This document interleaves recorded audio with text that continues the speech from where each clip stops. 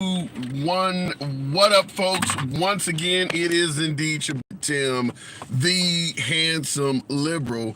As you see, the live is indeed titled "The Power of Immunity." I think most of us are aware by now that number 45, President Trump, is seeking immunity from both prosecution and defamation while he was in office. And when I bring up defamation, you're not hearing a lot of folks talk about Trump seeking immunity from defamation. But the reason we're bringing up defamation is because many of you folks are aware that E. Jean Carroll, who sued Trump civilly and had him deemed liable for her sexual assault some 20, 30 years prior, also sued Trump for defamation. Now, Trump, after losing, or better yet, even while she was suing him for, sexual assault claims, he was defaming her character, so to speak. And she ended up winning for that as well. But Trump's camp, in addition to everything about January 6th that we discussed, is also suggesting that while you're president, you should be immune from any claims of defamation. So we're going to be talking about the power of defamation and asking that simple question. Should Trump prevail? In your humble opinion, do you think Trump is right? While you are serving in the nation's highest office, you should be immune from prosecution. Many folks believe President Trump could have accomplished a hell of a lot more if he wasn't dealing with case after impeachment, you name it. Yeah! Appreciate the hat and mustache to start it out. Your mommy, I think that says. Thank you very much. So at the end of the day, do you think Trump is correct? For a nation to function well, its leader needs to be able to do its job without cases coming at him, and thereby he should have immunity? Or do you think this is something where it sounds crazy, and while you're in office, you should be still accountable to what you're doing as president? Because Trump is claiming that he should be immune from all of this shit while he was running the office. Up to, like I stated, up to and including defamation that he's lost in that case to E. Jean Carroll. Looking in the comments, do you think we live in a democracy, or is democracy a lie? I would, and that comment came from Bordy20. In regards to do we live in a democracy, well, many would say we live in a republic. So understanding it's, for which it stands until the republic, that's part of the Pledge of Allegiance. So some would say we live in a republic. But is democracy a lie? Well, listen, I'm an African American, so we know most of America's history, democracy was not even achievable for people like me. I believe it's similar to asking the question, do we live in a capitalist country? Or is capitalism a lie? We do have democratic tenets to this country, but there are other areas where no, there is no democracy. I do believe we do give it a go. We just don't do it 100%. Very similar to capitalism. We do try capitalism, but everything is not capitalistic, and you probably don't want 100% capitalism. Boyle Heights, thank you for the subscription. That did not go unnoticed. Absolutely appreciate that. Thank you, Boyle Heights 213. Representing 213, I assume. Tap the screen, get your boy up to 5,000 likes. We're going to go straight to the comments, to the box. You know the program is always will remain MAGA friendly. We don't block, ban, or censor anyone for their commentary. Nevertheless, liberals are welcome as well. Appreciate you folks that are tapping the screen. Looking in the comments real quick, and thank you, Boyle Heights. I did see that. You're welcome. Appreciate that. Sir, I guess...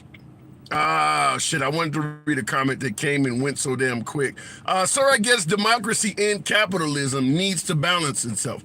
Bordy, I agree with that 100%. I do agree with that 100%. Some things we need, particularly with capitalism.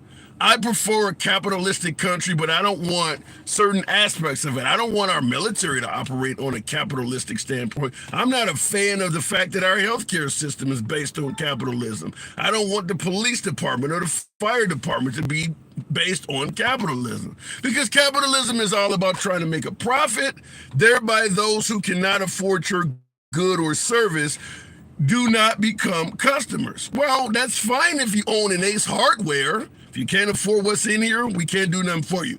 But do you want a police department saying that? Do you want the fire department? If you can't afford our services, we're not going to answer your 911 call. There are certain areas of a civilized society that does not need to be based on capitalism. But there are other areas when it comes to, trading goods and services. Yeah. Immunity. Should Trump get immunity from criminal charges and defamation, as he is requesting? Do you agree with Trump that while he was president, he should be entitled to immunity? Can somebody else hit the fucking like button? Tone on YouTube. I do appreciate that. I did see that. All right, going to the box. I bet he had the comments there. It's my birthday. Somebody in the comments is their birthday, followed by their Cash App. No, listen, I have a Cash App. I can throw that in on my birthday. Which charges in particular? Mark, January 6th. Mark asked in the comments, what charges in particular should we consider Trump getting immunity for? Should he be immune from anything that happened on January 6th? And I'll give you the details of it.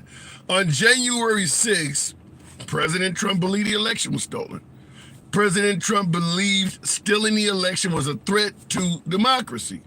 So he was organizing a protest in effort to defend democracy, which is the job of a president. He is stating because he was trying to defend the democracy of this nation, he was acting in concert of what is required of the commander-in-chief, thereby he should be granted immunity from any prosecution for what took place on January 6th. Do you agree?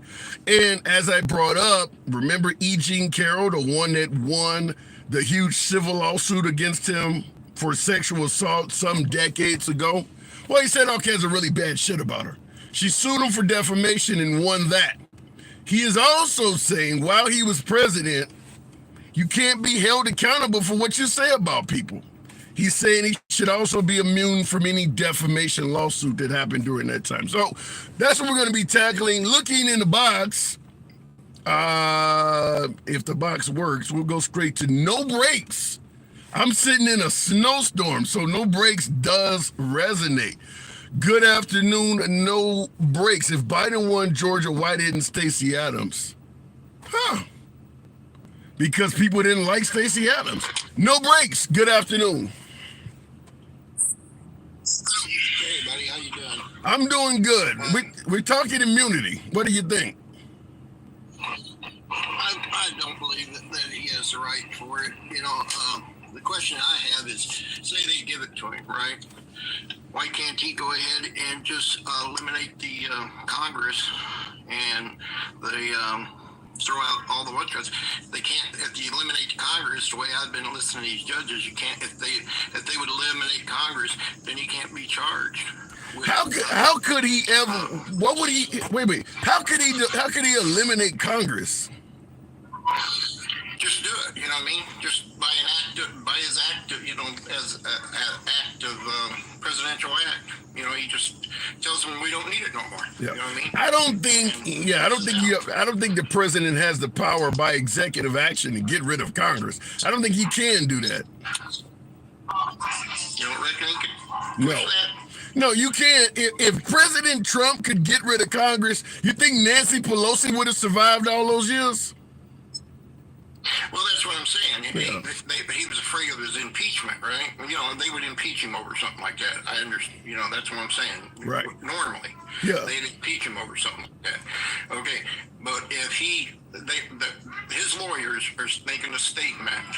This is what I heard. His lawyer made a statement that while him as president, if he decided, the judge asked his lawyer this, while him being the president, if he decided to send in SEAL Team 6. military. Yeah, SEAL Team 6. What I understood from his lawyer was it would be completely legal as long as he didn't get impeached and convicted for it. Now, if that's the case, then what would stop him from sending the military and wiping out Congress, taking Congress, putting them in time putting everybody in prison, eliminating the courts, and becoming a dictatorship? Well, what would stop him?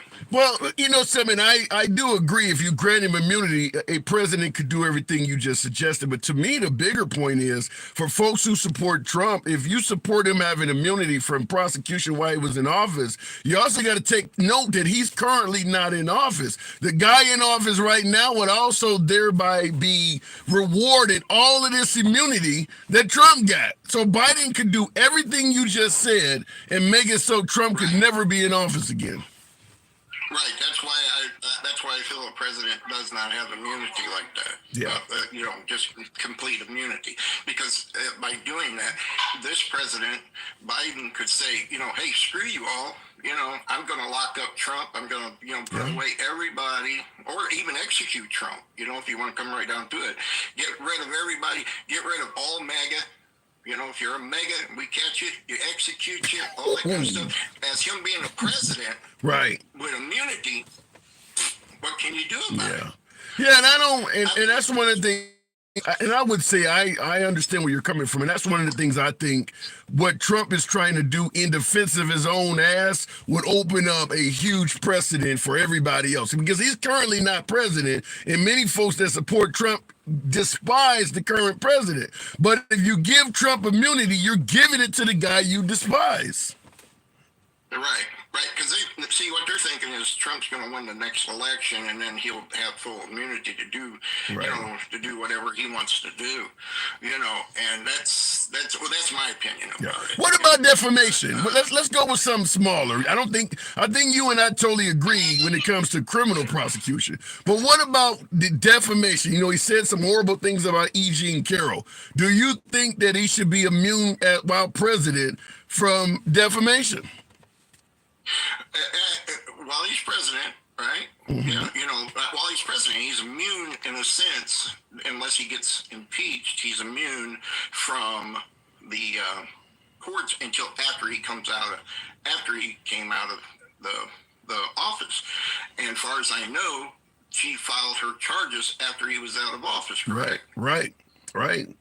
So if she did do that, then is he or is he not a normal citizen, just like the rest of it? The only difference is he has a presidential recognition, if you want to call it that. Yeah, that's a good point. As a president, he was a former president, and we respect him as a former president. But his rights is just the same as mine or yours, if I'm understanding. But what about while he's in office? Let's take E. Jean Carroll out of this, because if he wins the immunity, it could apply to anybody. While a person is in the White House, do you think they should have immunity from anything they say about anybody? I think with our papers and stuff, newspapers and TV and stuff, I think it could get pretty well shamed. But as president, yes, I would give it a yes until he leaves office. So she has the right. There should be a law, if there isn't one, that she has the right to, charge. So you're saying if I'm president and I say something wrong and awful about you, I shouldn't be able to be charged while I'm in office, but the minute I leave office, you can get me for what I said while I was president? Yes. Then that's not immunity. That's just delayed prosecution. That's not immunity. Then you're not immune from it. Right. Well, that's what I'm saying. There shouldn't be no immunity for a president. A delay, on anything like that. You know what I mean? While you're the president, you have, I don't know, delayed immunity, I guess. All right. Fair enough. I mean, you're immune while you're in the office, because it ain't you. It ain't you. It's the office that has the immunity. All right, that sounds more like a delay. Immune means they're never going to bring it up. When you're talking about, you can't do it right now, these 4 years or 8 years you're in office, but the minute you leave out, we're going to get you for that. Then you're not immune. They're just delaying it. that there should be immunity for the president. You know what I mean? On that, if there's legal charges and stuff like, if you're legally, if they can bring a charge against me, out here in the world, why can't they bring a charge against him after he leaves the office? Because he's the one that said it, Right. not the office of the presidency. Yeah. You see what I'm saying? If he was the office of the presidency, then yeah, total immunity forever. You see what I'm saying? But he's a human being in that office. So if he leaves that office, and he stated that as a human being in that office, once he leaves it, then he is held accountable for his actions, All no right. matter what. All right, no breaks. I do appreciate it. I don't think I totally disagree with you. I think we're kind of on the same page with this, but I do appreciate you coming on. Come on back anytime. Yeah, I appreciate it, man. Absolutely. First time up. And Oh, like I good. said, Don't be a stranger. get up, man. I've been trying to get up a couple times, but just too many people in here. All right. So, all right, buddy. I appreciate it. Appreciate you coming through. Appreciate it. So what we're talking about is the immunity question. Should a commander-in-chief, while in office, be immune from prosecution, or in Trump's case, even defamation for what he said about people while he's in office? He went after, say, the likes of Colin Kaepernick or LeBron James or something. If you're defaming somebody's character, but you have the office of the presidency behind you, should that provide you with a shield? Let's say you're saying Joe Biden sniffs children, or Hillary Clinton was on Epstein's list, therefore that means she violated some children. And you start holding rallies going from city to city saying this woman is an abuser of children. Should you be protected from any type of civil liability because you're president? Because you're doing it with the presidential seal on your chest at every rally? Should you be able to say whatever you want about somebody without any fear of a defamation suit while you're in office? Looking in the box and tap the screen, get your boy up to 20,000. Appreciate that. Trader, that's not true, says user. I'm asking questions. What the hell is not true? I asked a question. Obviously, you don't like the question. Going back to the box, Crypto Kev. All right, the man is into crypto apparently. Crypto Kev. Good afternoon. Good afternoon, man. I think you might have an echo. Yeah, if you got Bluetooth or something on, turn it off. Otherwise, I'm going to have to drop you. Yeah. Okay, I'm a Crypto Kev. If you're on, try to get back in. I'm moving on and come back to you, but there was a huge echo. We couldn't communicate like that.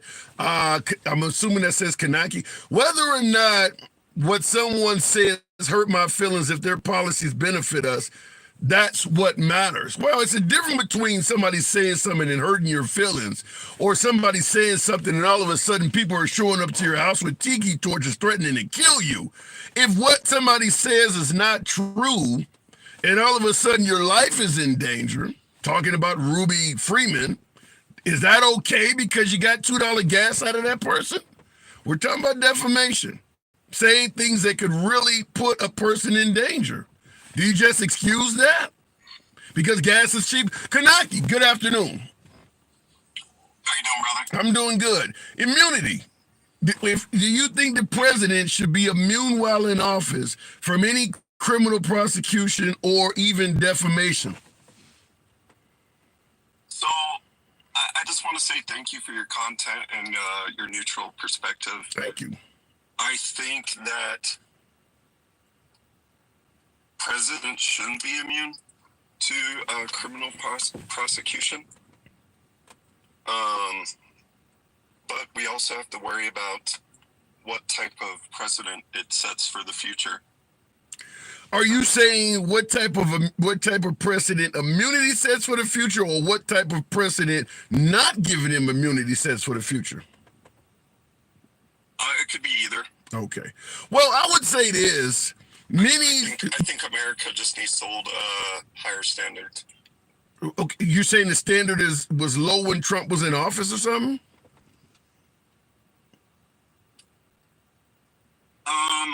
So I think it's really risky to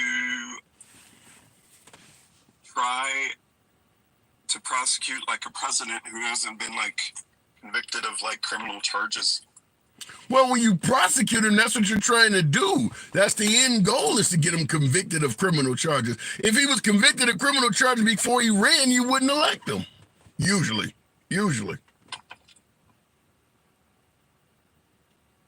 No, I agree. It's just it just puts America at a really risky future.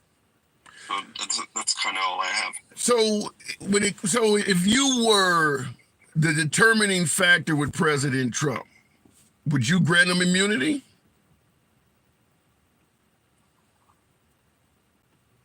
I'm a pro-Trump, but I would say no. Okay. If you were Jack Smith and you thought Trump was guilty of insurrection, or you thought Trump was hiding documents, would you prosecute him?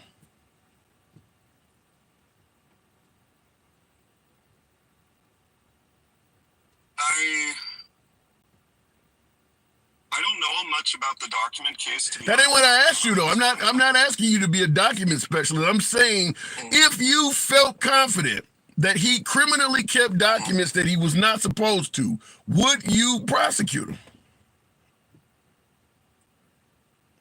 I don't think anybody should be above the law, but I think it sets a really risky risk of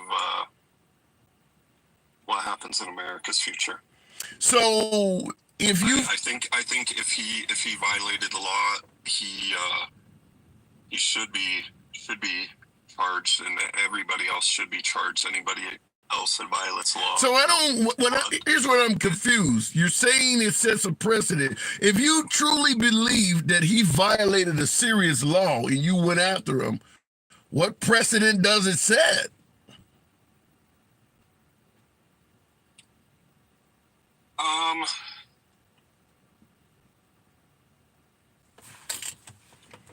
I think that it just sets a bad precedent for like democracy. So let me flip it around. Let me flip it around and ask you this way. Let's say you truly believed hang on, let me flip it around this way then. Let's say you truly believed he was guilty and you did not prosecute him. Does that set a precedent?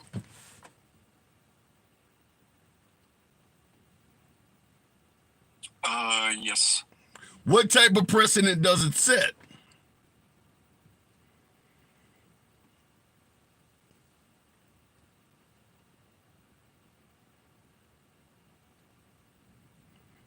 Did I lose you? Okay, I don't know what's going on with my last guest, but we'll move it on. Looking in the comments, that's already happened with the Clintons. Don, Trump was in office. Trump was elected. Part of the reason is him suggesting he would lock up Hillary Clinton. If you're suggesting that the Clintons committed crimes and they didn't get locked up, does Trump get any blame for that? Because he was the one yelling to the rafters that these folks are criminals. He didn't do anything about it. Can we even prove that Trump even had Hillary Clinton investigated? So if you're saying that Hillary Clinton was a hardcore criminal and she skated the law, I'm going to assume you'd have to suggest that Trump dropped the ball in prosecuting her, because he was the one yelling she was a criminal. Or do we ignore that? Looking in the comments. By the way, tap the screen. Got almost 500 of you in here. Get your boy up to 25,000. You know what I always ask. On TikTok, Kevin says it's better off chatting with YouTubers instead of those TikTok bottom feeders. So all 500 of you on TikTok, you guys are bottom feeders according to those who are simultaneously watching it on YouTube. If you disagree, feel free to go to YouTube and talk to Kevin. Looking in the comments, wow, the topic is January 6th. Shocker. We're not talking about January 6th. We're talking about the current topic of the day. Trump's suggestion that he should be immune. Now it ties into January 6th, but he's also suggesting he should be immune from defamation as well. You know, it's crazy. we could talk about Hillary Clinton all day long or Biden, vote for me and you ain't black. You start talking about Trump January 6th, we need to get over that shit real fast. All right, looking in the comments, FBI dropped the ball on Clinton since Don.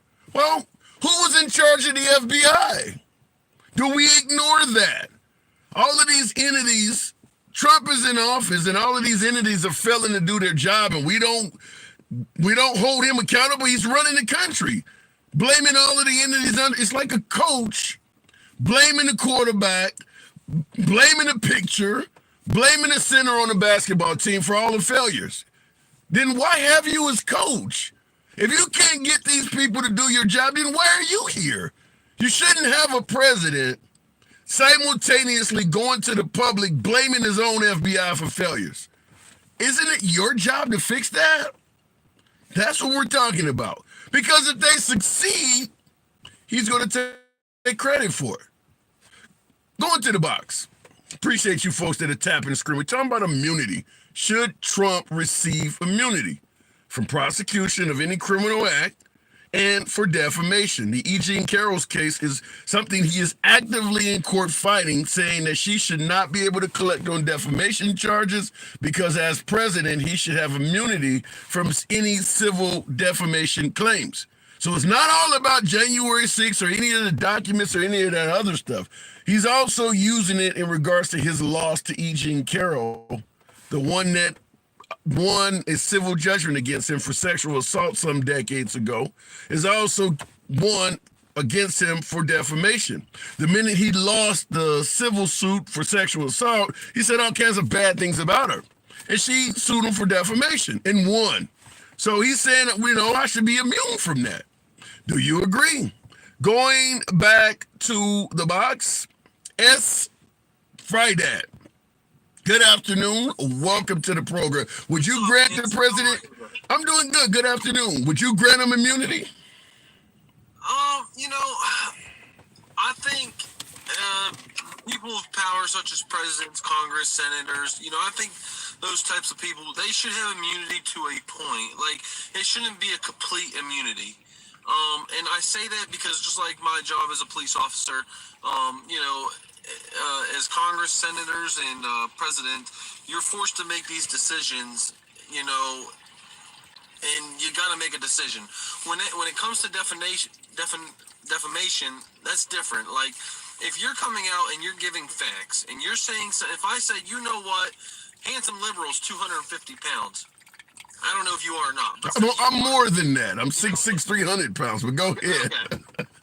I wish. You go and sue me because you're only 150 pounds, okay? Okay. Yeah, you should be able to. I mean, that's a bad example, but you should be able to sue me regardless of whether I was president or not, because I just made a false claim without having a reason to actually believe that. Now, had Trump, brought up and said, say, if you were on Epstein's list and you were running against Trump for office, and he said, well, you know what, I'm not the one that was on that list for Epstein, but I know someone that was handsome, you shouldn't be able to sue him for defamation. I agree with you that, okay, let's take Bill Clinton. He was on the list. If he was running against Trump, which obviously he can't, but if he was running against Trump, first of all, you're not defaming him. That's the actual fact. You are on the damn list. Now, if he said you're on the list, so I wouldn't have any kids around you because obviously they're not safe. Now you're starting to defame the guy. Now you're accusing him of something that is totally speculatory that could put him in harm's way, because you start talking about people abusing children and you can bring all kinds of harm down on that person. Trump with E. Jean Carroll said all kinds of negative things about the woman that had nothing to do with fact. It was all speculation and how he felt about her. Right, now see, even with that statement there, though, I don't think that, well, now we're getting into court, though, whether or not they'd be found, guilty of defamation or not. But as far as immunity goes, no, I don't think that, if it is a action that they are taking for their position, I think they should have immunity. Let me give you a real world example. I hate to interrupt, but let me give you a real world example, and you can ponder this one. in suggesting that Ruby Freeman and the mom and daughter in Georgia were stealing votes, they were posters, volunteers, and suggested that they were actually taking and stealing votes, where they went to court and said people are coming to our home and threatening to kill us and things like that, based on a statement that was later proved to be false. Should anyone, if the president was the one blaming Ruby Freeman, and I think he actually did join in with Giuliani and say that stuff, do you think he should be able to be held accountable for claiming that these women were, cheating on during the election for Biden? It's not that I think he shouldn't have immunity. No, I don't think he should. Okay. But once again, I guess my issue with it would be at court. And civil, we all know civil lawsuits, dude. The burden of proof that you have to prove for a civil, a civil suit is so low. That's why a lot of times you see people go after, Trump for a civil lawsuit, because they know it's a way easier to do that than a criminal charge. I mean, criminal charge. I don't disagree with you that the burden of proof is often low, but if you're talking about people who are passing around thumb drives and they're cheating, and you can't show it, I mean, that's different than some of the stuff you're talking about. I would have to know, why do you feel that way, Trump? Like, why do you feel that way? And if he had a reason, a valid reason to believe that, then I don't think that there should be an issue with what he said. Yeah, but I could say, but based on that, I could say I think that you taking the life of 100 children, and when you say, why do you feel that way? Well, several kids that came down your block, you're no longer alive. I could come up with any reason for why I feel a way. Trump has reasons for why he feels the election is stolen, but you're putting people's lives at risk when you're not saying I feel like the election was stolen or I feel like Ruby Freeman was cheating. He's saying they did. Yeah, he's not talking about he feels this way. He's saying it absolutely happened. Well, like I said, I mean, I agree with you. I don't think they should have immunity. The only immunity that a president, a vice president, senator, congressman should have is immunity when it comes to some sort of action that they took as president or whatever that was required for their position, if that makes sense. That makes sense.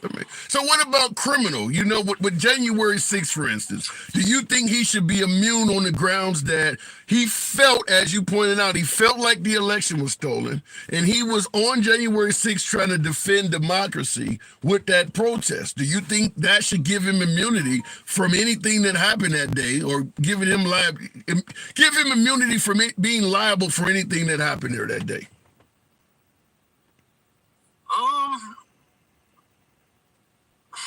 I don't think he should, but I really don't think he really needs it.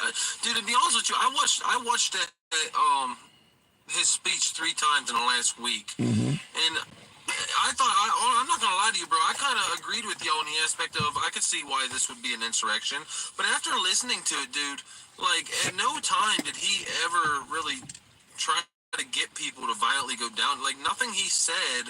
Yeah, he said fight like hell, but fight like hell there's no way that you can take one sentence and say, see, that meant go storm the Capitol. No, and I agree with you. Yeah, I agree with you that if you try to tear his speech apart and look for phrases that he said that instructed people to go do what they did, there's nothing there. However, I do have to ask, when it was being attacked, why are there so many people in his inner circle that said they couldn't even get this man to get out on TV and tell folks to stop? Why is that huge gap there of 4 or 5 hours that he did nothing? I don't understand that. Right. Well, because Trump's thing was Twitter, and I believe wasn't his account suspended at the time? You're telling me that the president of the United States, the only way he can communicate with the people is through Twitter? You can't get on TV? I'm not saying that's the only way, bro. I'm not saying that's the only way. I'm just saying, like, we all know when Trump wanted to send a message, he did it via Twitter. How many messages do you recall Trump sending that wasn't on Twitter, man? Yeah, no, Trump sent a lot of messages that were not on Twitter. I mean, obviously he's holding rallies. He would call Fox News. He would be on Hannity, Tucker Carlson. He would be on Jesse Waters. He sent a ton of messages out that were not on Twitter. Right. But the nation... I don't know, man. I don't think immunity really... I don't think immunity should be given, no. I mean, it's just... Immunity should only be used, like I said, if it's an action that they took for the position that they hold, but it has to be relevant to their job. You know, you can't use, I was president, so I'm immune because I wanted to give a personal speech. Yeah. What did that speech have to do with your job? You know what I'm saying? Well, I got to move it on, but just to push back on you in defense of Trump, when you say, what did that speech have to do with your job? He believed democracy was under threat with that election being stolen, in his opinion.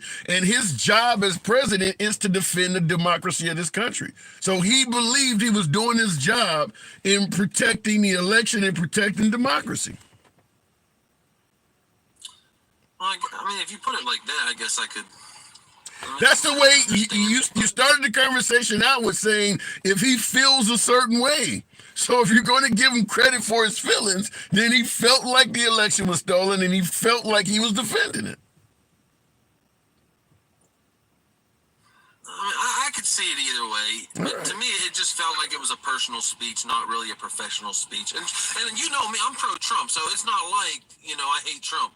Right. I'm a pro-Trump guy, but I've said it a million times. I vote because I like what he has to offer. I like his views on things. I don't vote because I think he's the best guy that's ever existed on earth, because he's far from that, buddy. Fair enough. I appreciate that. As always, you're welcome back, man. I do appreciate you coming on.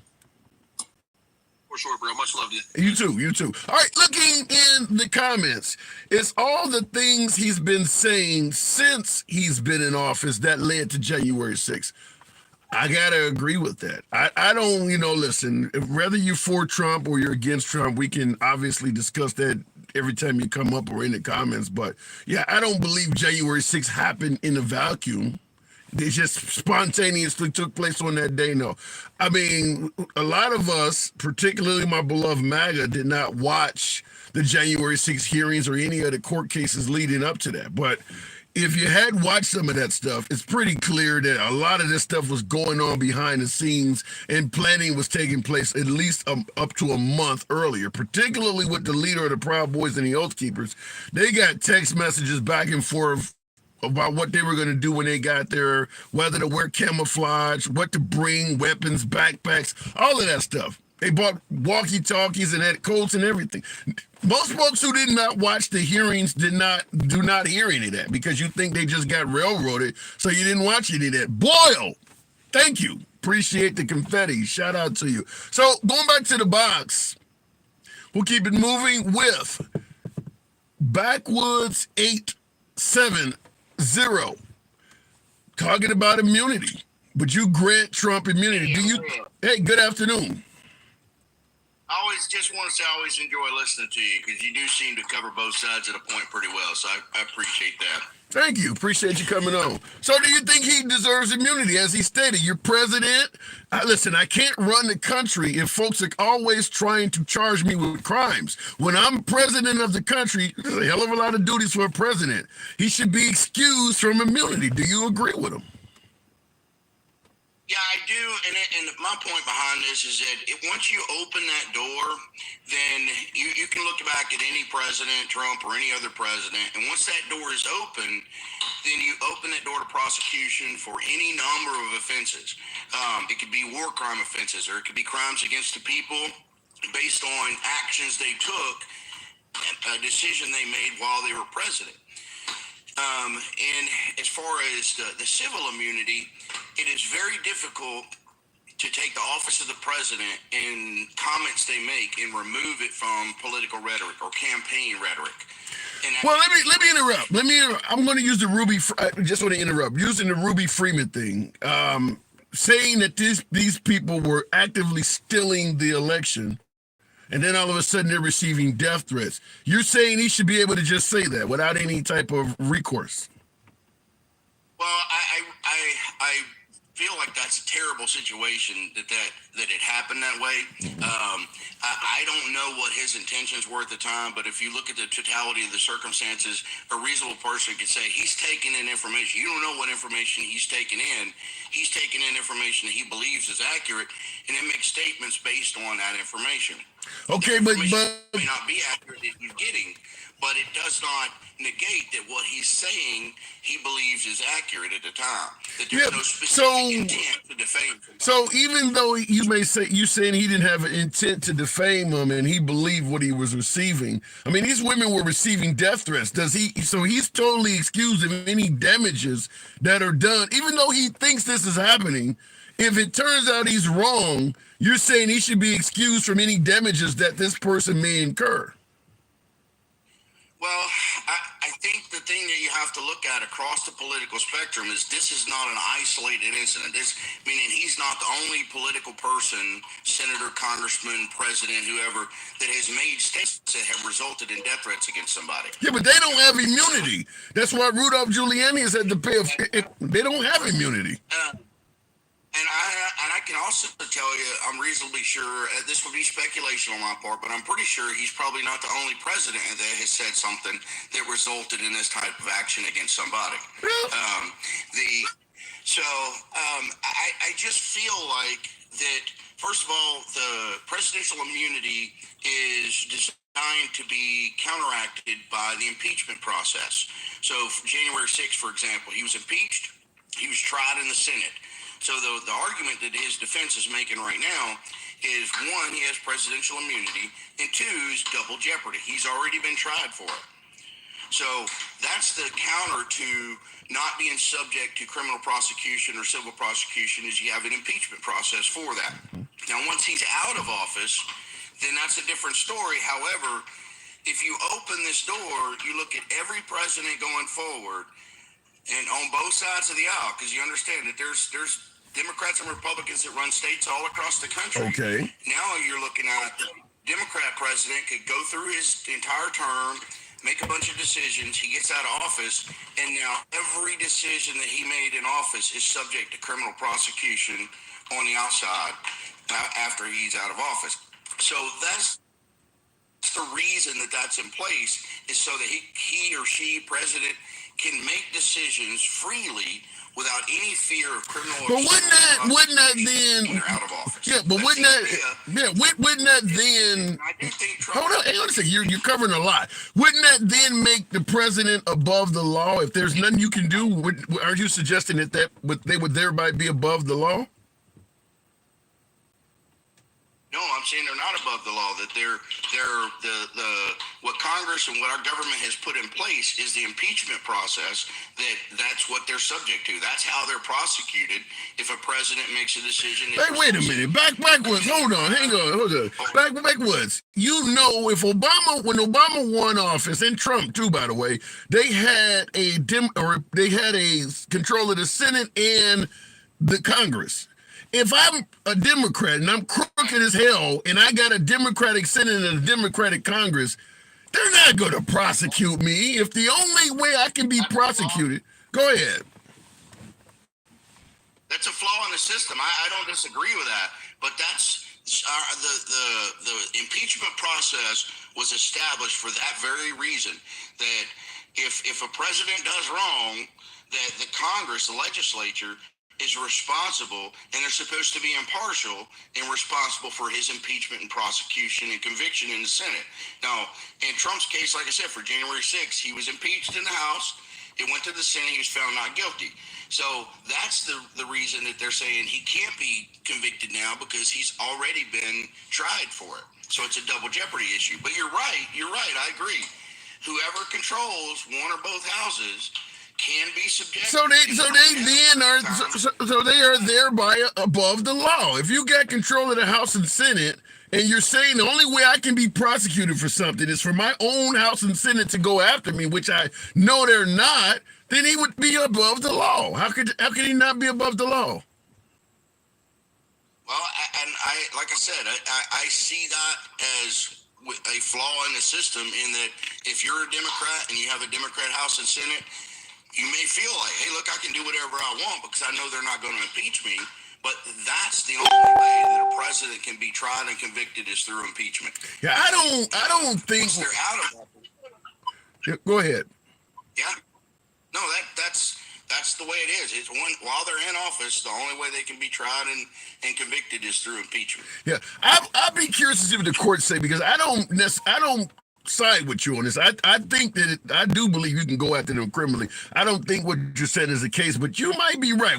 Trump has taken us down roads that we've never been before, but I don't believe that the only avenue to go after a president is through impeachment, because as we're both pointing out, all you got to do is win a Senate and Congress, and they would never be able to do that. So it can't be that easy to. But here's a shocker: Trump. You can look at. Go ahead. You can look at the Supreme Court ruling, and like the Nixon case, for example, is a good example.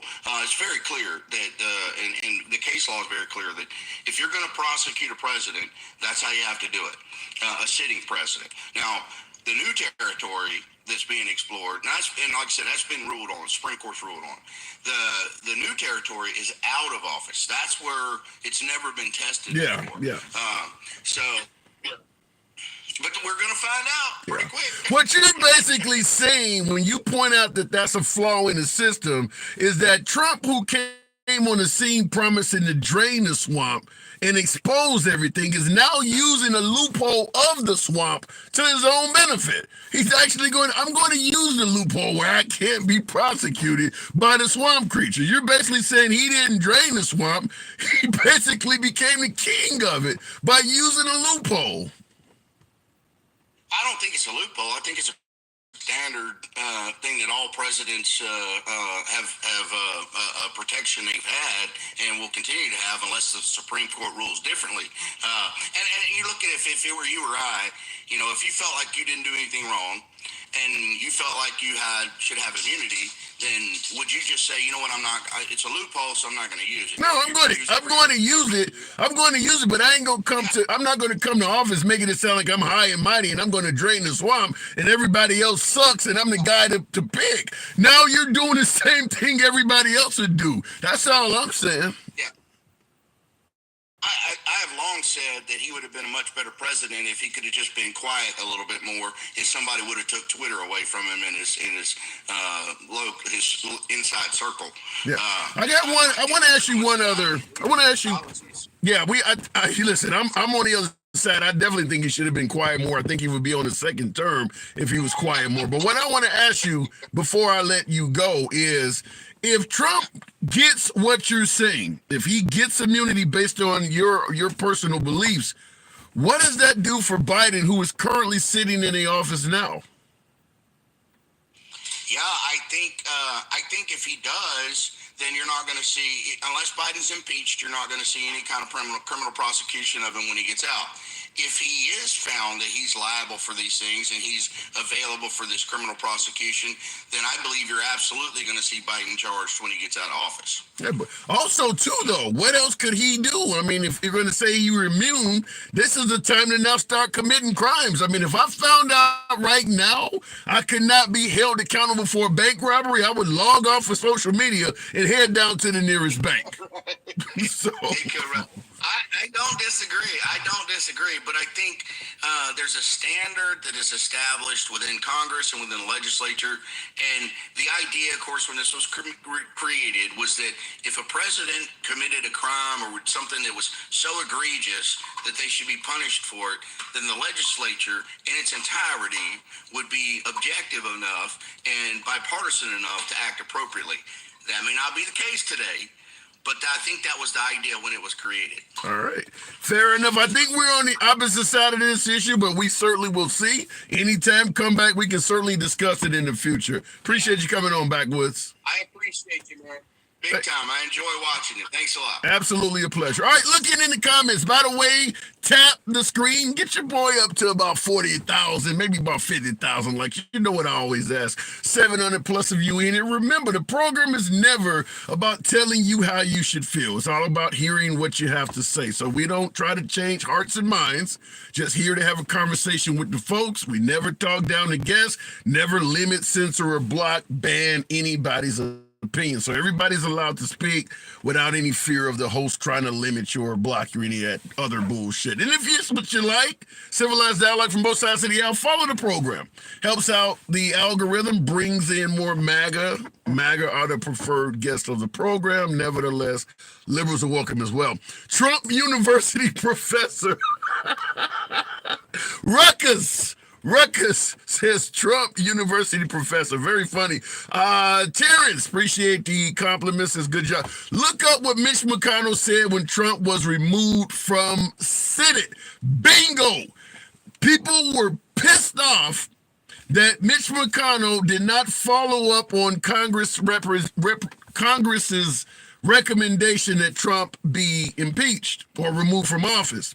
And Mitch McConnell stated, there is nothing that Trump has been accused of that he cannot be held accountable for once he is a regular citizen in society. Mitch McConnell pretty much told the likes of Jack Smith, Merrick Garland, that you can go after this guy once he becomes a regular citizen. And that's what's happening now. But the crazy thing is, because I think Ted Cruz and some of those others that were trying to defend Trump did not want this to fall in their lap. And they also echoed the same sentiment of Mitch McConnell. Then you got to go after them criminally. Don't try to force us to do it. Now that folks are going after them criminally, now it's got to be done back in Washington again. But you're right. Mitch McConnell did say that. Looking in the comments, Mitch said Trump was an insurrectionist. Yeah, there's a lot of folks the evening of January 6th, talking about Republican senators, Republican Congress, some of the stuff they said about Trump and MAGA on January 6th is 180 degrees of what they're saying now. Lindsey Graham actually suggested shooting the MAGA protesters, and he said shoot them in the head. Lindsey Graham wanted them killed. But, you know, listen, these folks were in the building, and they didn't know at the time whether their life was going to be taken or not. I don't think that these folks felt like the MAGA protesters were going to be any friendlier to them than they were going to be to the likes of Nancy Pelosi. After all, they were calling for the death of the vice president, and he's not a liberal. Going back to the box, real quick, somebody said, how can he be an insurrectionist against his own administration? Come on. How can you be an insurrectionist against your own administration? I don't think you understand what people are accusing him of. If you don't think he committed an act of insurrection, okay, that's debatable. But he was being tossed out of office. He didn't want that to happen. He believed he had won the election, or better yet, it had been stolen from him. So he was trying to stop the smooth transition of power. And I think there's enough evidence to suggest that. Even if you take January 6th out of the picture, you got fake electors all over the country committing actual crimes that they pled guilty for. So he was trying to stop what is known as the smooth transition of power. That's the insurrection part. Going back to the box, I don't know what happened with my last color, but we'll keep it going. Sight beyond sight.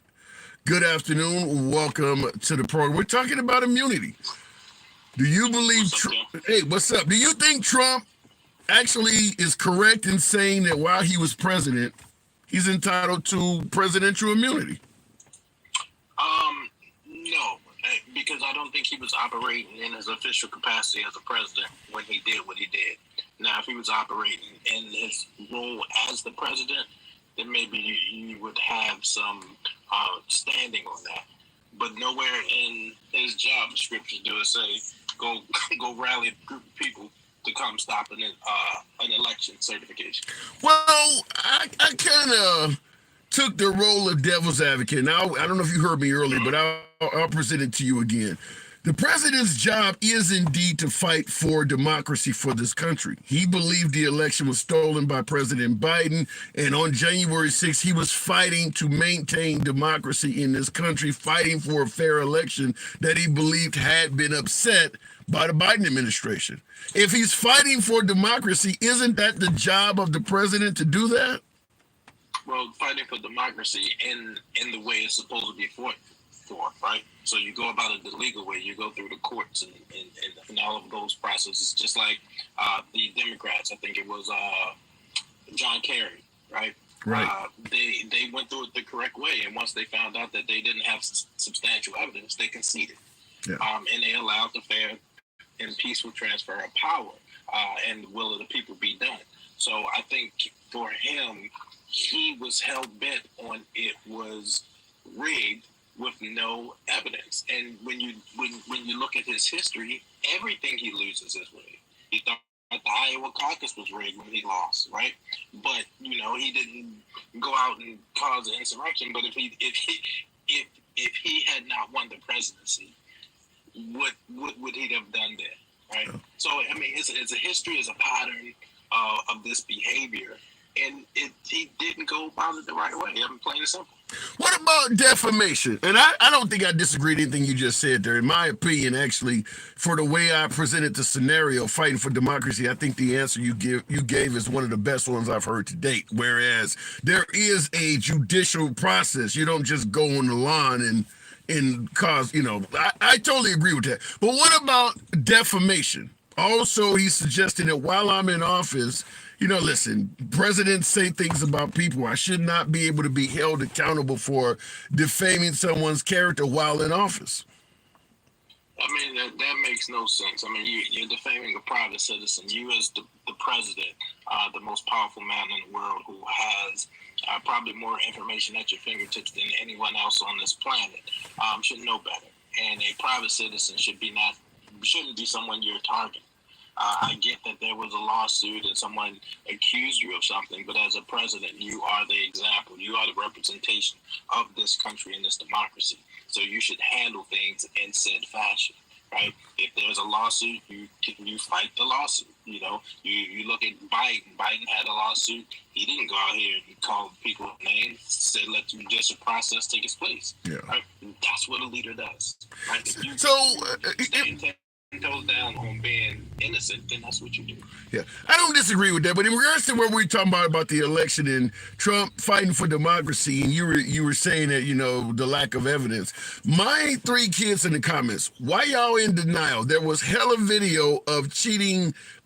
I guess he says plausible denial in reality. So he is suggesting that the Democrats, Trump's detractors, some being Republican as well, are in denial, and there is a heap of evidence that cheating took place. How do you respond to that? I mean, easy. I mean, his own appointees and judges don't agree with that. So what you believe is evidence. We know that information can be skewed. We know that sometimes people's perception becomes their reality, right? And if I sit there and tell you something that's happening and then show you a video that may have some inkling of that, you're going to believe that, whether it's true or not. You have no proof that anything in those videos are exactly what they say. No one saw who was in those boxes. No one saw who else was around. No one knows who gave orders to do what. You don't know. You're making assumptions, and that is disingenuous in itself. I don't have anything else to say. I appreciate you coming on, man. Anytime, man. Always a pleasure. Thanks for coming through, man. All right, have a good one. You too. All right, and listen, I can't really argue with him. I've said the same thing myself, that it doesn't help Trump's case that so many people that he personally hired or sought after are also disagreeing with him as well. I don't, like for instance in Arizona, the Trump administration went out and hired a third-party organization to do a recount of the votes, and they came back and told them, you actually lost by more votes than we originally thought. I mean, do we throw out the third-party organization that he went out and found? I don't know how to come back with that. Looking in the comments, peacefully and patriotically make your voices heard, Trump on January 6th. That's true. He did say go peacefully. That is true. I don't have any disagreement with that. Looking in the comments, y'all don't forget what happened on election night.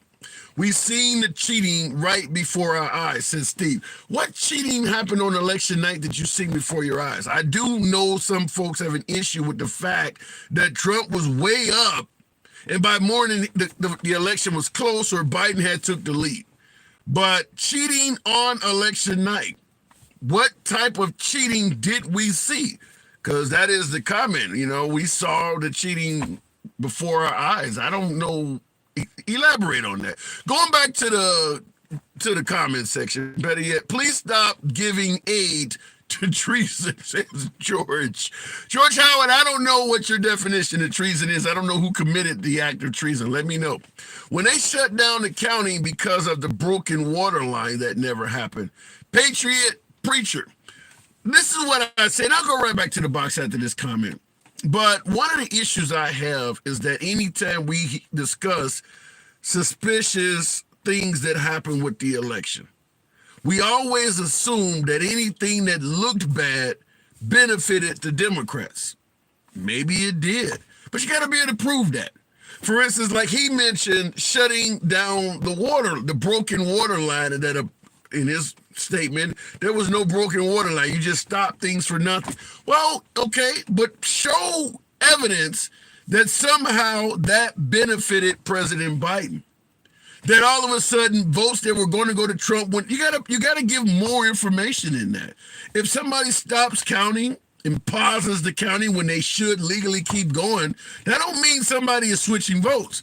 The problem with most of the evidence being presented to suggest that the Democrats are cheating and Trump won is loaded and laced with a lot of assumptions. The evidence on itself does not give Trump a victory. It's the assumptions you have to add on top of it. Ruby Freeman was cheating. Okay. She's passing drives. Okay. What's on the drive? But then you got to assume, well, we're going to assume something is happening in favor of Biden. You got to show evidence of that. Even if she's passing drives back and forth, what is on the drive? If you can't see what's on the drive, then anything you say from that point on is all based on an assumption. And that's what Giuliani was doing too, by the way. Looking in the comments, Ruby and now Rich. I don't know. You think Ruby Freeman is going to collect on that money from Rudolph Giuliani? They do. They are owed a ton of money. I would agree in regards to Ruby Freeman being rich. I would agree that they're going to probably get enough from Rudolph Giuliani that they'll be doing okay, even if they only get their hands on $400,000 or $500,000. That's going to make a big difference in their lives. I don't think those women are worth a whole lot of money, so they're not going to get their hands on $47 million or whatever the hell it was ordered. They're not going to come close to that.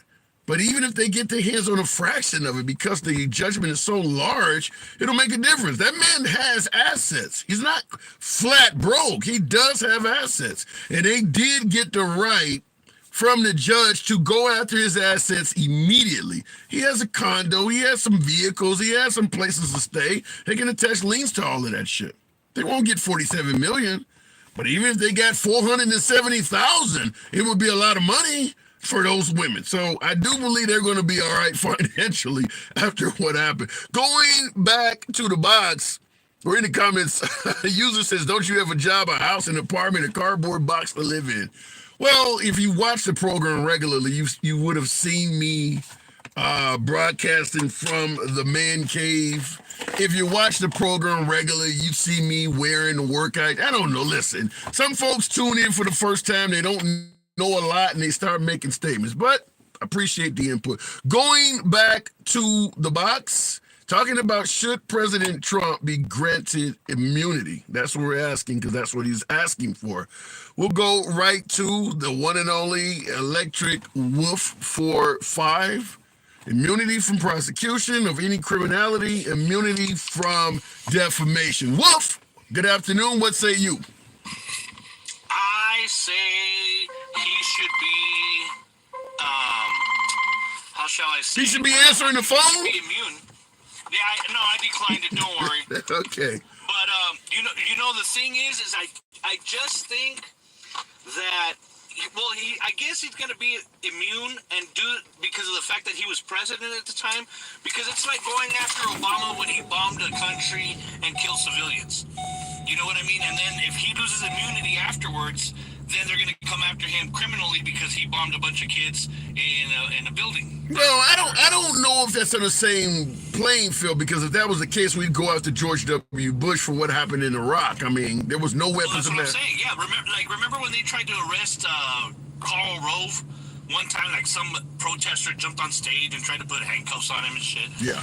And then they threw him out or whatever. So, but do you put January 6th in the same category as that stuff? No, because it had nothing to do with Trump. That's the thing. They're trying to link him to something he had nothing to do with. I mean, that's just the way I look at it. You think January 6th would have happened without Trump? Well, yeah. Well, I mean, not without Trump, because people were motivated because of him, because of how strongly we felt about the election being stolen. But I don't think it was him saying, "Hey, go fight these people right now." I mean, I don't think that's right, because we've all heard the same thing. He said, "Go march peacefully," and then they pull out the bullshit about, "Oh, we have to fight." So what? Politicians have said that all the time. I mean, So let me ask it to you this way. Let me ask it to you this way. Let's say with my little tiny corner of social media, every single day I got on social media, posted your picture saying that you abuse children, saying it over and over again, and then one night somebody came to your house, maybe took out your wife or took out your dog or something like that, and what I was saying about you was 100% not true. Should I be held accountable? I didn't tell them to come to your house and do that, but they did it because of what I've been saying on social media every day. Would you believe that I should be held accountable for that at all? well, I mean, I think you'd be guilty of libel. I mean, or something like that. And I feel bad for my wife and dog, but I mean, it's the person's fault who does it. Okay. That's the thing. I mean, you instigated it by lying about it and stuff like that. But again, I'm not just gonna sit here and be like, "You're right, handsome." So then you feel. I come on the. So then you feel sorry. So then you feel sorry for your wife or your dog. And the next day, I'm right back on social media, continuing to say you harm kids. You're saying I should be free to just keep doing that. Well, no, I mean, you do have the right to do that, but there's going to be consequences. That's the thing. What kind of consequences should I face? Eventually, you'll face consequences. No, what I'm saying is eventually you're going to feel consequences. Give me some examples. The thing is that what kind of consequences? It could mean me coming at you and actually strangling you and not mentally strangling you. Give me something else, because we know nobody's going to come after the president. Give me something else in addition to going after the person that's lying. Well, see, that's the whole thing. I mean, with you doing it, you're not the president. The thing is he's done something like killing Soleimani. They're going to come after him for killing Soleimani if he loses his presidential immunity. Yeah, I don't. See, the thing is that these politicians and Democrats and all that, they don't realize what they're playing with. The thing is that they think that they're just playing all these little games like, yeah, we'll finally get him, and they don't realize the repercussions that they're going to do by trying to pin bullshit on Trump. The thing is, he was the president of the United States. He did do a job for the American people. He did not instigate this January 6th. The thing, and on top of that, it was just a protest, and part of it turned into a riot and I don't know what other word there is for it. But I mean, it wasn't an insurrection. They removed my last card. Wolf. Always enjoyed talking to Wolf. TikTok took him down. Wolf, go ahead and appeal that. Go ahead. Listen. If you don't think it's an insurrection, you should be able to say that without social media taking you down. You guys know I don't block, ban, or censor anybody. But I can't control the TikTok guys. And I see in the comments a few folks like Laura is saying because he lied. Lied how? Trump has not been convicted of an insurrection. Until he is actually convicted in a court of law, you should be free to say he wasn't guilty of an insurrection. He has not officially been found guilty of that crime. You shouldn't be able to automatically view the guy as guilty until proven innocent. I'm no fan of what happened on January 6th. I have a hell of a lot of choice words for any president that does what Trump did on January 6th, but the man is entitled to his day in court. He hasn't been found guilty. Any citizen that doesn't think he committed an insurrection should be able to say that without being censored, blocked, or banned. So I'm kind of upset my last guest was taken down because I do believe in free speech. And what just happened is the exact fucking opposite of that. Anyhow, look at it in the comments. That pisses me off. The choice word is disqualified. Well, fair enough. What are you getting over backwards for this guy? I guess you said, why am I being? I believe in free speech. I believe in free speech wholeheartedly. For a simple fact is, if we take down people who say shit we don't want to hear, you can't complain when somebody does the same damn thing to you. No matter what you say, there's somebody that don't want to hear that. I'm sitting in the vehicle right now. It's snowing like hell out. I don't like snow. I don't want a skier to censor me because he does like snow. I think people should be able to speak. Is that too much to ask in a country going around bragging how free it is every damn holiday? Is that really too much to ask? It just angers me. Looking at the comments, he was lying though. Look, what did he say that was an actual lie? He don't think it was an insurrection. I do. But Trump has not been found guilty of it. What did he say that was a lie? Until Trump is found guilty of that crime, people should be able to say how they feel on the other side of it. There's a lot of folks who believe O.J. Simpson is a murderer. The courts disagree. Why can't people speak freely? Why is there such a problem with that? America is not a free country. Okay, damn right, when you see stuff like that happening. Skepticism isn't lying. Fair enough. We all should be up in arms over this. We don't want to turn into MAGA. What's right is right. That is an excellent comment, Ali. And that's likely what happened. Is somebody on the left did not like what my last caller had to say and probably reported him. Otherwise, it was the TikTok gods. But understand, it'll never be yours truly. I don't have a moderator on the program. Nobody gets blocked, banned, or censored for their commentary. And I will go ahead and promote the program by saying if you do enjoy civilized dialogue from both sides of the aisle without the host trying to depict what you should have to say or block or ban, you follow the program because we don't do that here. Then let's go to the trial before there is an escape of sitting president. We'll see. Let me go back to the box. Calm my damn nerves down. I'm angry that happened. I don't like that. Hopefully he can appeal and quickly win that appeal. Healthy living. Good afternoon. Welcome to the program. Trump herded his MAGA sheep toward the Capitol. There might be some validity to that. Depends on who you ask. Healthy living. You're on mute. Unmute your device. I'll give you a couple seconds. Good afternoon. Good afternoon. Hey. I love the way you approach things. Appreciate that. Listening to both sides. I think that's awesome. Thank you. Good to have you on. So what do you think? You think the president, number 45, former commander-in-chief, you think he was entitled to immunity from prosecution of any crime, immunity from defamation? Yeah, in fact, any president is immune from prosecution of any kind, except from Congress. So you think that Nixon, President Nixon, who never made it because he resigned, you think he would have been able to escape with that too? He shouldn't have been charged or anything.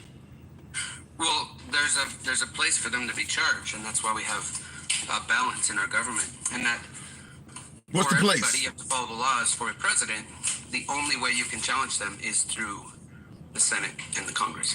So I'll ask you what I asked another caller a couple callers back. And by the way, folks, tap the screen. I haven't been asking you to do that. Get your boy up to 70,000. We got 700 plus of you in here. Tap the screen. Get your boy likes up. I do appreciate that. Based on what you just said there, Healthy Living, about the only avenue being, I suppose, the impeachment process between the Congress and Senate. If the president is in the Oval Office and he has a Congress and Senate that's friendly to him, that are not going to impeach him, wouldn't he be above the law? Lady A50, 560. Thank you.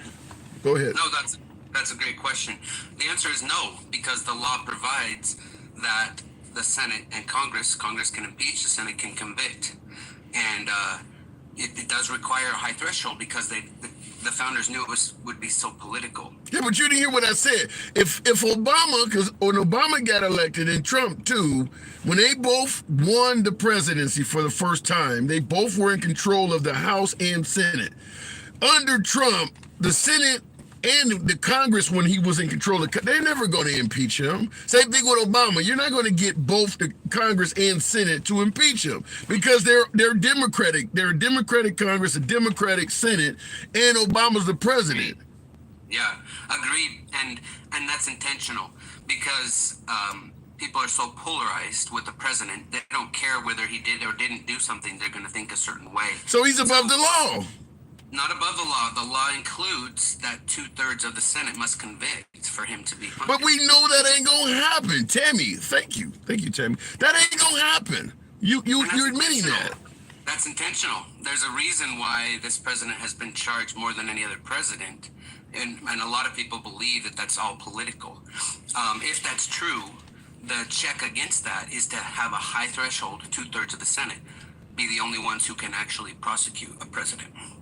Yeah, but I don't think you're understanding what I'm saying. What I'm saying is that when Trump got elected and he had a Republican Senate and a Republican Congress, they are, no matter what he does in office, they're not going to convict this guy and hold him accountable like that. Your own side is not going to do that. I hear what you're saying. Like he could kill someone, right? Yeah. Like Obama killed a citizen, a U.S. citizen with the drone strike, but he wasn't held accountable by his own party. You're talking about the citizen that went to the Middle East and was fighting on behalf of ISIS? Right, yes. What are you going to charge him with? Good or bad. I'm saying the president can do that, right? Right. And he doesn't get held accountable. So that's not above the law. He is held accountable if 2/3, if something he does is so egregious that 2/3, including his own party, believes it to be egregious and not a good thing. There is a pathway for us to get rid of. You don't see that as a rigged system? Well, let's look at it the other way. If that weren't the case, can you imagine a police officer pulling a president over and saying, "Hey, you're speeding. I'm going to pull you over because you broke the law"? Okay.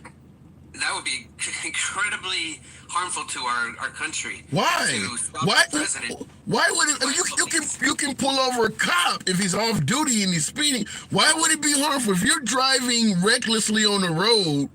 Unless you're going to some emergency or you have some reason, some power to be doing that, why is it setting a bad precedent to pull him over? Because you don't want a simple police officer from a local county having authority over the president of the nation. Because there's a high possibility of bias and influence. I don't get police officer trying to control something he has no business in, which is trying to control our country. And the same is true for congressmen. I gotta vehemently disagree. If you are a regular beat cop and the governor is speeding by, if the mayor goes speeding by, you can pull all of them over. Why does it stop at the president? Like a congressman. If a congressman is on his way to a session of Congress in a state, right? Then that's different. That's now you're talking. You cannot pull them over. Right. If they're acting, okay, that's different though. You made it sound like if the president is just out cruising and he but they don't drive anyway, so we get the point. But anything he's doing as president, yeah, if he's doing his job as president, we don't want a police getting involved or a state, right? They don't have that authority to stop him from doing his job. Okay. In any way.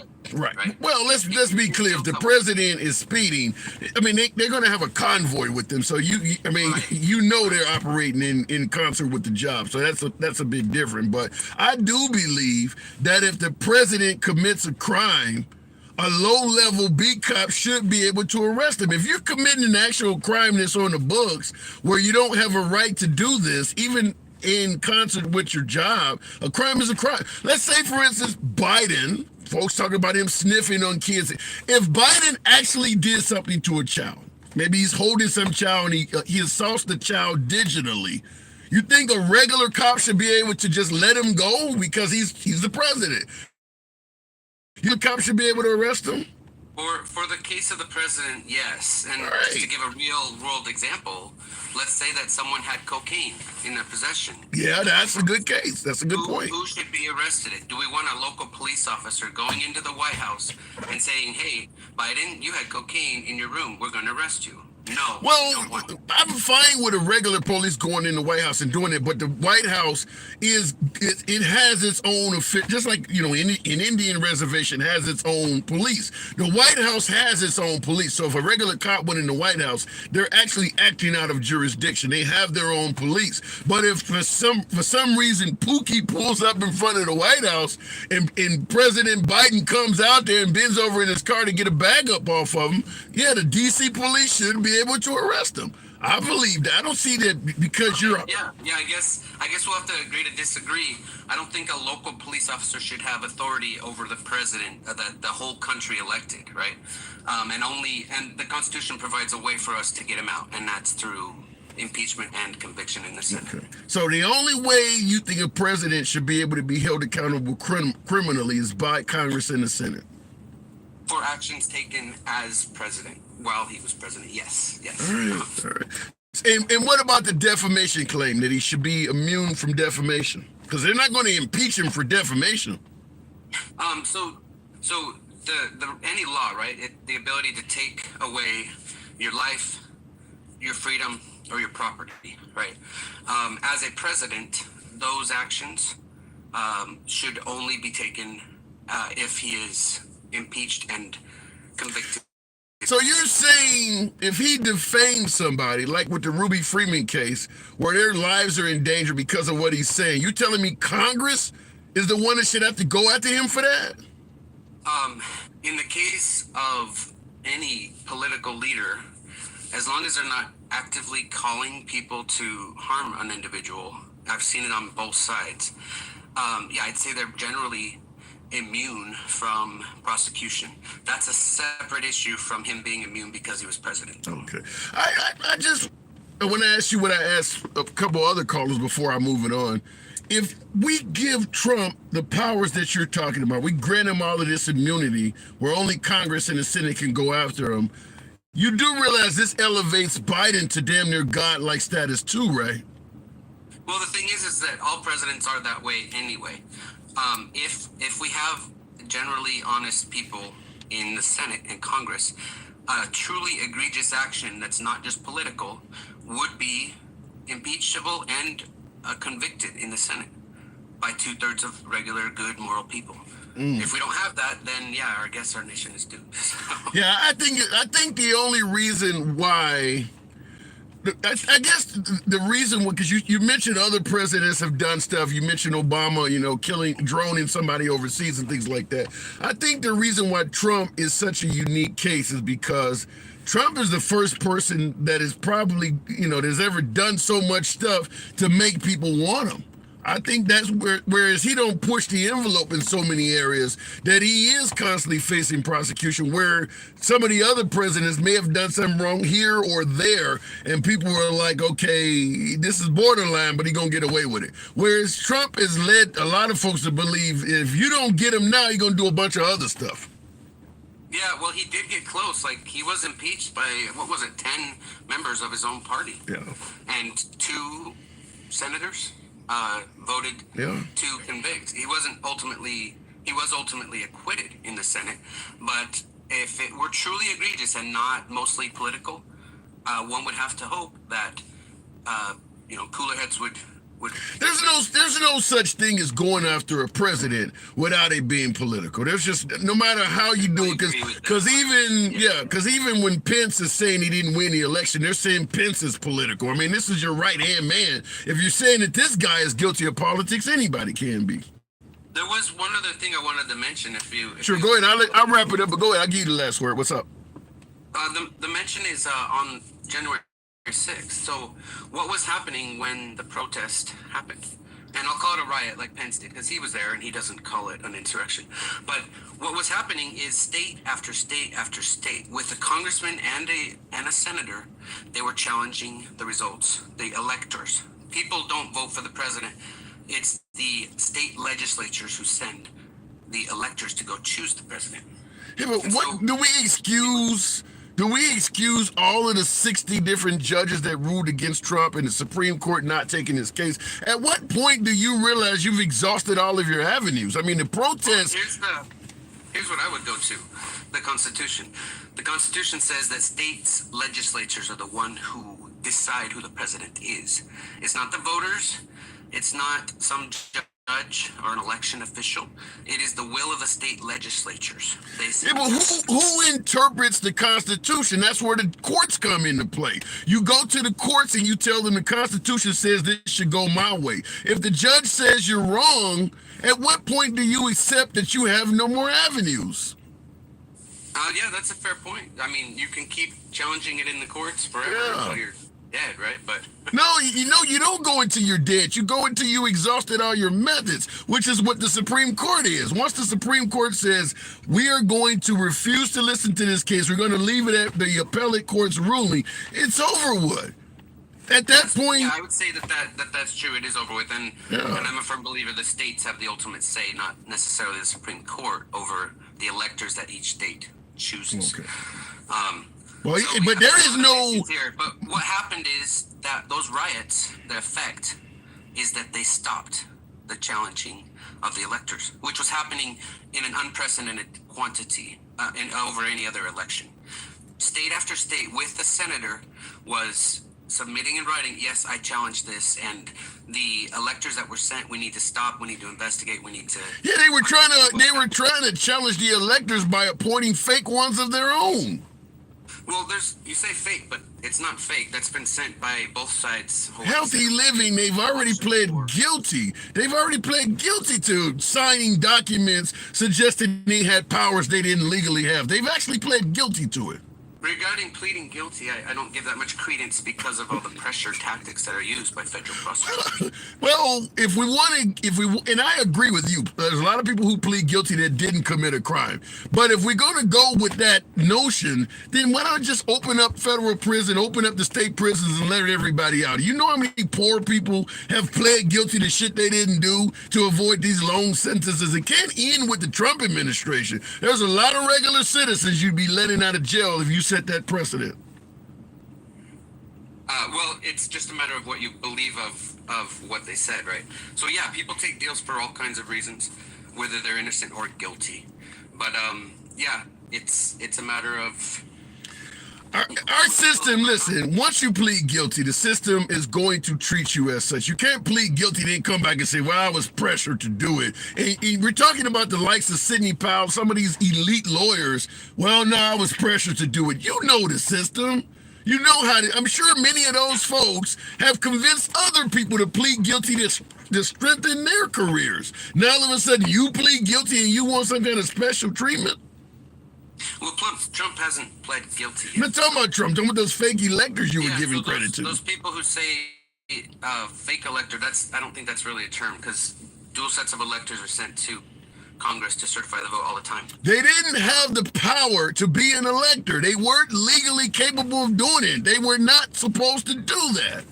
That's what we're talking about. They tried to do something they legally didn't have the right to do. So they do have a right to do that. Each state can determine who they want and who they send to Congress. Ultimately, it is Congress who certifies which electors they're going to count. Yeah, the states did. Let me make it clear to you. They went down in Georgia, for instance. These fake electors. The state of Georgia didn't want them to do that. They were trying to do it behind the state's back. That's why the state is the one that went after them. If the will, it's all about the will of the legislature. Who did the legislature send? And if they sent two electors, or if it was undecided. They were prosecuted by the state, man. I mean, you're saying states' rights. I point out the state is what's going after them. Now you're talking about something else. Look, they're gone, man. I don't know what else to tell you. They pled guilty to it. They actually went to court before a judge and said, yes. One of the girls broke down crying, the one with the smiling mugshot. She actually broke down and said, I knew what I was doing was wrong. Do we ignore what she said? No, we don't ignore it. So yeah, it's a matter of who you want to believe at this point. Do you believe her? Do you believe the actual woman that said I'm wrong? Do you believe her? I haven't seen that story, but I the way you're describing it, I'd say yeah, I would believe her. All right, I gotta go. I gotta move it on. You tried. I appreciate it. I appreciate it. You gave it your best. All right, looking in the comments. Look, I'm just gonna say this again because he's not the first guest to suggest, look, I don't take guilty pleas very seriously because they get pressured. They're dealing with the weight of the system, and a lot of people plead guilty just to. That actually is true.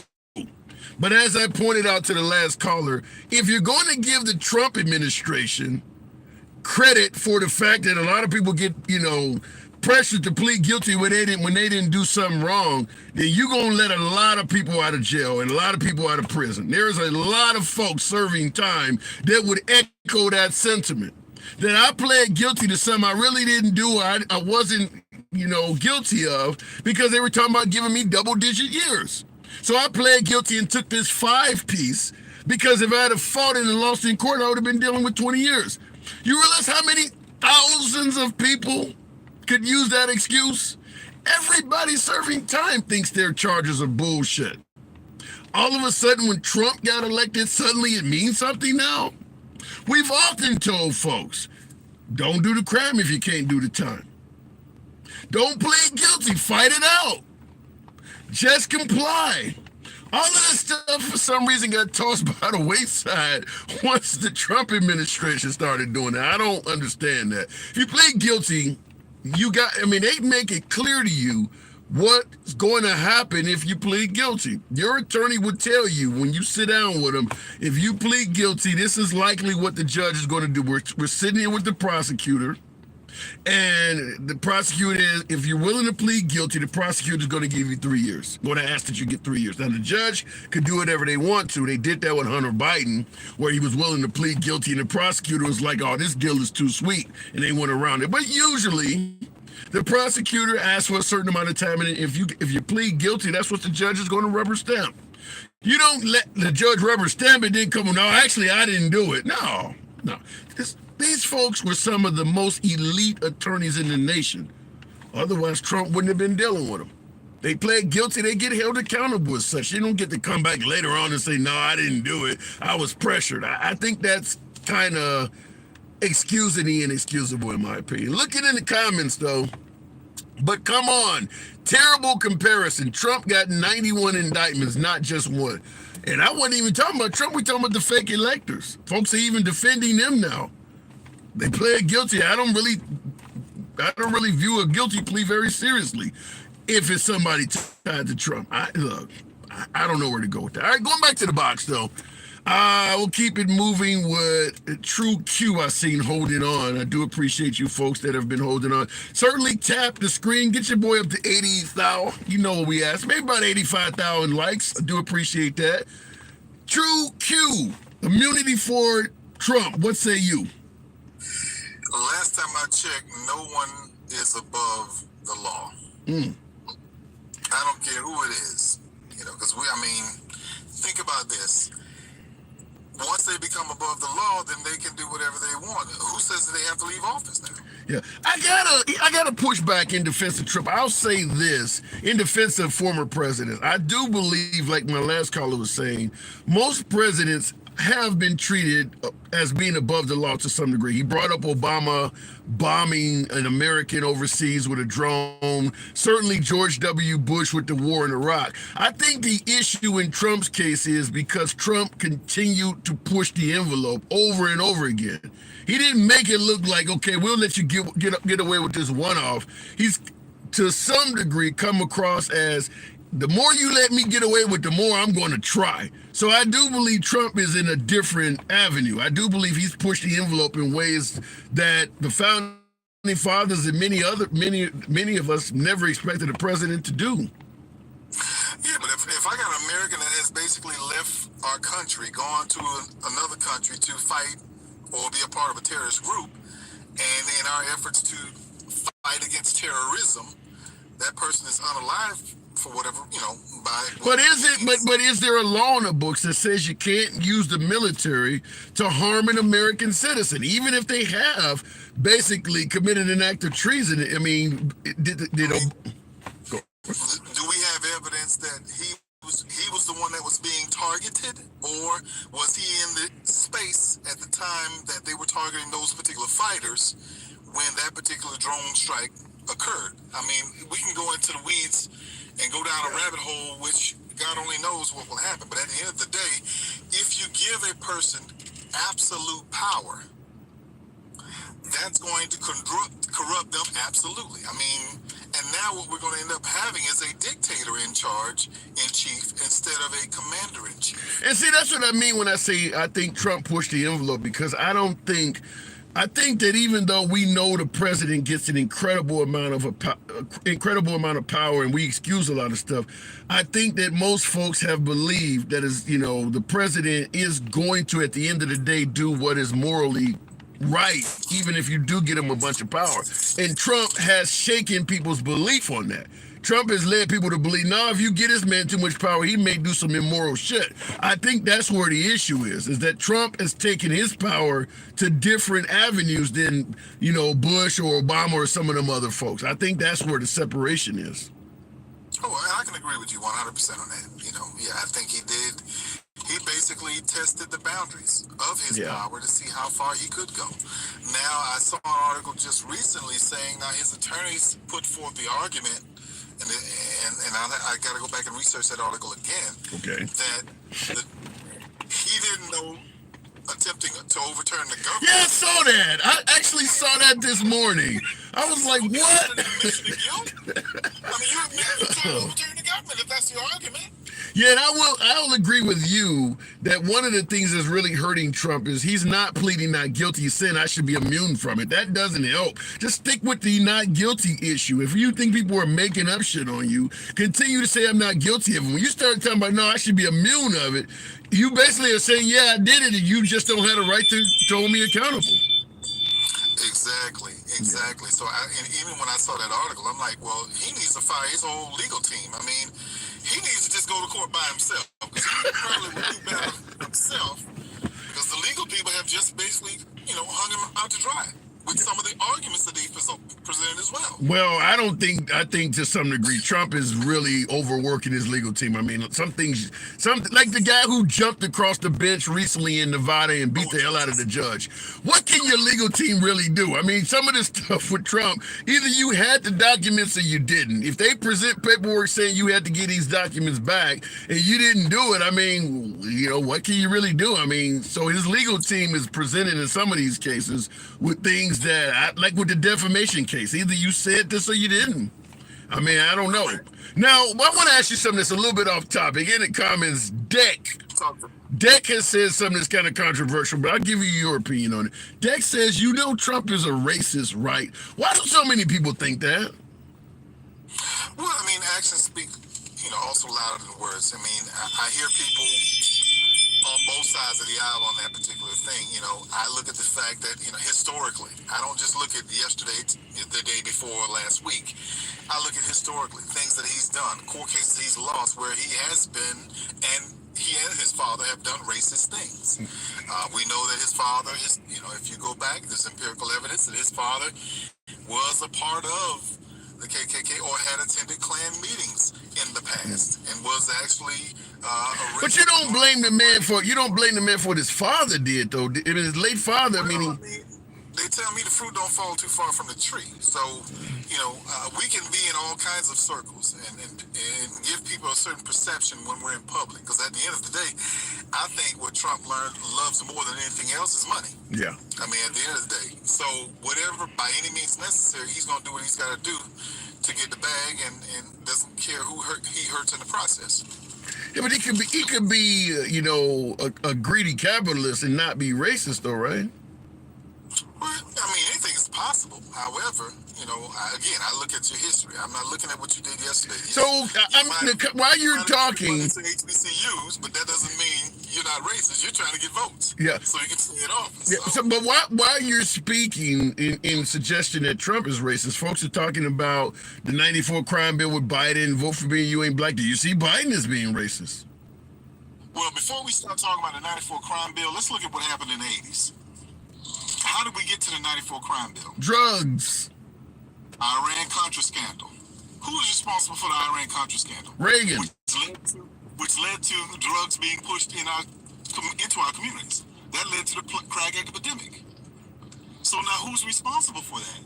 Because I do know the president or the commander-in-chief at that time, when he got caught, he said, I don't recall. I've gotten hellified criticism, particularly from my African American sisters and brothers, for what I'm about to say, but I'm gonna say it again. Even if they flood our neighborhoods with crack, nobody's forcing you to take that shit. Nobody's making you smoke crack. But no, the point is how did we get to the 94 crime bill? And we got there because of the crack epidemic. Now, they want to look at Biden, but they're not telling you that the Black Congressional Caucus at that time supported the 94 crime bill. 94 to 95 of the 100 senators supported the 94 crime bill. So what you're saying is the 94 crime bill was something that was widely supported by politicians in this country, and therefore it wasn't racist. Black, white, and indifferent. Vote for me or you ain't black. So, huh? Vote for me or you ain't black. What does that mean to you? To me, it means nothing. It's a stupid comment, and it means nothing to me. All right, I had to ask. I got to move it on. I don't have any arguments. True Q.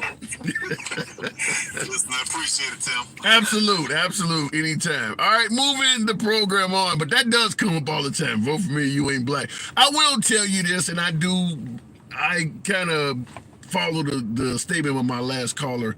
I don't think most African Americans view the phrase "vote for me or you ain't black" as racist. And I'll tell you, I've been doing the show for 2 years or more. That comment comes up all the time as a racist comment. And I'll tell you one thing that every time it's brought up that has in common with most folks that are suggesting is racist, the overwhelming majority of folks that suggest "vote for me or you ain't black" showed how racist Biden was. They're not black. I have heard maybe one or two folks in the program state that Biden is racist because of that comment coming from a viewer that was black. Overwhelmingly, people who suggested that statement showed Biden's racism, they ain't black when they say that. I was watching another viewer's live stream last night, and I often watch other folks and sometimes will jump in their live streams.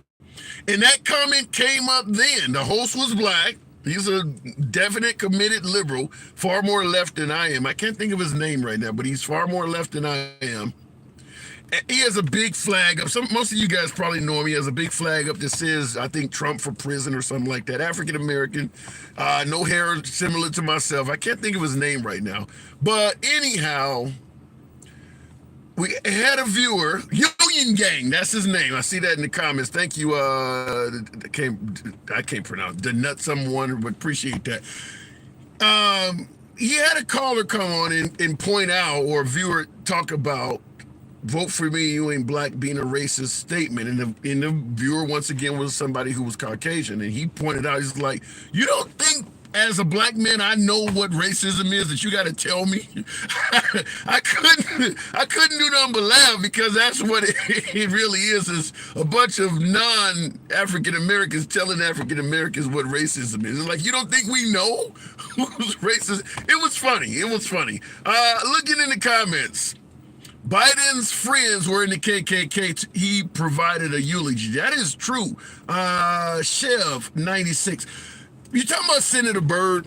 The late Senator Byrd passed away in 2010. That individual was part of the KKK, and Biden did eulogize his funeral.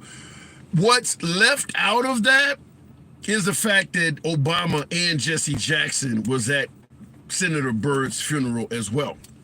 What's also left out is Senator Byrd had turned his life around before dying in 2010 and was working with the NAACP and a lot of black entities. That none of that's ever mentioned when Senator Byrd's name comes up. It's just Senator Byrd had a history of being with the KKK. Biden eulogized his funeral, and there are pictures of him and Biden riding around together. And that's what people bring up. They don't bring up all the connections that Senator Byrd had to Obama and other civil rights leaders, because then it starts to throw everything off. People, why would a KKK person be hanging around Obama and Jesse Jackson? Well, because he had changed his direction. That doesn't come up for obvious reasons. Looking in the comments, man, you gaslighting. Let me know what I'm gaslighting, my three kids. Let your boy know. It doesn't fit that narrative, and that's the case. I mean, just like with Trump. I mean, Trump has done things for members of the black community. I mean, particularly, even if folks think that what Trump did it's just pandering or whatever. I'm just going to tell you, if you're an African American and he's doing it for you, hell, I don't care if it's pandering or not. I'm glad he did it. Folks would suggest that Lincoln freed the slaves because he was pandering. If I'm a slave, I don't give a damn why he done it. I'm just glad he did it.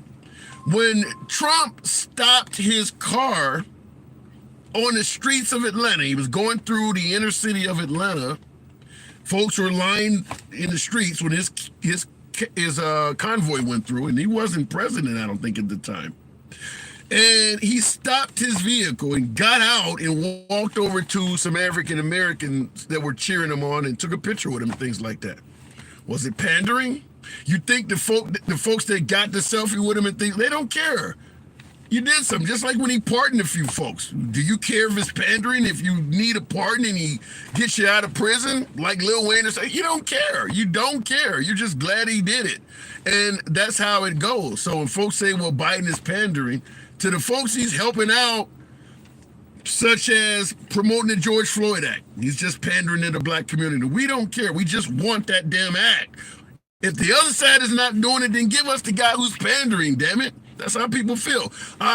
Kodak Black, you know, real quick before I move on back to the box. Trump pardoned Kodak Black. That's another one. NSG is pointing in the comments. I've been meaning to do a video, but the rap sheet of Kodak Black is so long, I haven't gotten all the information from all the charges. But pardoning Kodak Black, whereas Trump is taking credit for doing that and pardoning Lil Wayne. Kodak Black is a career fucking criminal. In fact, he is now facing more felony charges since Trump pardoned him. He has an exceptionally long rap sheet. Another thing they don't tell you is that Kodak Black's attorney was on The Apprentice. He's a long-term friend of President Trump. Kodak Black's attorney has a relationship with Trump that goes back years. That is definitely pandering. I'm not, like I said, I don't have an issue with pandering. If I need you, pander to me, damn it. But Kodak Black is a career criminal. There is no accolades in pardoning this guy. He's done some bad shit. If you look up Kodak Black's record, that dude is a career criminal with a very lengthy rap sheet. And Trump pardoned him. Just want to point that out. The communists were calling his racist if he didn't pardon him. Since when, I'm assuming you're saying the liberals would be calling Trump racist if he didn't pardon him. Since when does Trump give a damn what liberals have to say about him? You think he would be calling Black Lives Matter a terrorist outfit or saying the shit he says about Colin Kaepernick? Don't give me that Trump all of a sudden did something because the liberals would be insulting him otherwise. He don't give a damn about what the liberals have to say to him. If he didn't want to pardon somebody, don't pardon him. But Kodak Black is a career criminal. Like, you guys talk about George Floyd and some of the shit he did years ago. You got Candace Owens making a video after the dude is dead, bringing up charges from damn near 20 years ago. Kodak Black is worse. Kodak Black has a hell of a lot of shit on his rap sheet, and Trump pardoned him. And as I just stated, he's committed felonies since Trump pardoned him. He's on felony charges now. He's fighting to stay out of jail. Trump pardoned that guy. Looking in the comments, speak on Kodak rather than racist jungle. What is well, look, I don't want my kids growing up in a racial jungle comment. I want to say something about that. Because folks do bring up, the 94 crime bill, as he's talking about the kids growing up in a racial jungle and some of Biden's racist comments from the past. That some folks in the African-American community also believe that Biden did in the past that are racist. Here's where I have an issue with. We're holding Biden accountable for these things he said 94, 30 years ago? The 94 crime bill is 30 years old. We're holding Biden accountable for shit he did decades ago. Should we? Maybe we should. However, Trump is on video saying things that people haven't. You got to take guns away before giving people due process, which is a complete violation of the Constitution. Said that in 2017 after the Mandalay Bay shooting. Said that when Democrats are in power, the economy is generally better off. So on video, said that he's never in his life asked God for forgiveness. So on video, If we're going to bring up the issues of Trump, of Biden, how is Trump getting an excuse for it? Trump has said a hell of a lot of shit on video as well. Didn't he call Republicans less educated or something like that years ago? Said he identifies as a Democrat. Talked about you don't need high capacity magazines and you don't need an AR-15. Does he get a pass? If we're going to hold Biden accountable for shit he said 10, 20, 30 years ago, why is Trump not getting held accountable? He said some really bad things about Republicans. Trump has said some really bad things about the party he leads. And it's on video. It's actually on video. You're bringing up Senator Byrd. You're bringing up the 94 crime bill. How's Trump getting a pass? Now, the African-American community, Central Park 5, is refusing to rent to colored folks. The African-American community is holding Trump accountable. But folks are suggesting, well, that was years ago. While bringing up things on Biden, surprisingly, that were years ago.